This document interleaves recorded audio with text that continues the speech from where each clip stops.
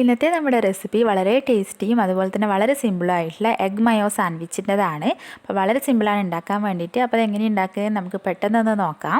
അതിനായിട്ട് ഞാനിവിടെ 2 സവാള ചെറുതായിട്ട് കട്ട് ചെയ്തത്, അതുപോലെ തന്നെ ഒരു ക്യാരറ്റ് ചെറുതായിട്ട് ഗ്രേറ്റ് ചെയ്തത്, പിന്നെ ഒരു 1/4 ടീസ്പൂൺ ഉപ്പ്, അതുപോലെ തന്നെ 3/4 ടീസ്പൂണോളം ചതച്ച കുരുമുളകും, പിന്നെ ഒരു 2 ടീസ്പൂണോളം മയണൈസും ചേർത്ത് കൊടുക്കുന്നുണ്ട്. അപ്പം മയണൈസ് ചേർത്തിട്ട് നമ്മളതൊന്ന് മിക്സ് ചെയ്ത് നോക്കുക. അപ്പം കുറച്ചുകൂടി വേണമെന്നുണ്ടെങ്കിൽ നമുക്ക് കുറച്ചുകൂടി ചേർത്ത് കൊടുക്കാവുന്നതാണ്.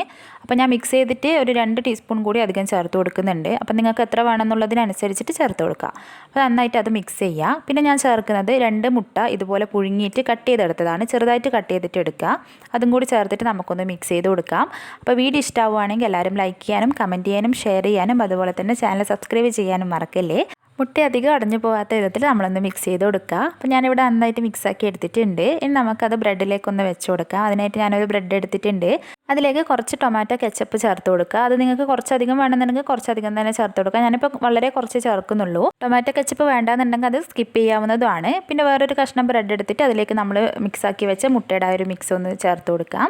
അപ്പോൾ അത് ഇതുപോലെ ഫില്ല് ചെയ്ത് കൊടുത്തിട്ട് നമുക്ക് രണ്ടും കൂടി ഒന്നിച്ച് വെച്ച് കൊടുക്കാവുന്നതേ ഉള്ളൂ. അപ്പോൾ ഇതുപോലെ തന്നെ നമുക്ക് ബാക്കിയുള്ളതും ചെയ്തെടുക്കാവുന്നതാണ്. അപ്പോൾ ഇത്രയേ ഉള്ളൂ, നമ്മുടെ സൂപ്പർ ടേസ്റ്റി ആയിട്ടുള്ള എഗ് മയോ സാൻഡ്വിച്ച് ഇവിടെ റെഡി ആയിട്ടുണ്ട്. വളരെ സിമ്പിളാണ് ഉണ്ടാക്കാൻ വേണ്ടിയിട്ട്, അതുപോലെ തന്നെ വളരെ ടേസ്റ്റി ആയിട്ടുള്ള ഒരു സാൻഡ്വിച്ചാണ്. എല്ലാവരും എന്തായാലും ട്രൈ ചെയ്യുക. അതുപോലെ തന്നെ മറക്കാതെ ഫീഡ്ബാക്കും അറിയിക്കുക. അപ്പോൾ നമുക്ക് പുതിയ റെസിപ്പിയുടെ അടുത്ത വീഡിയോയിൽ കാണാം. താങ്ക്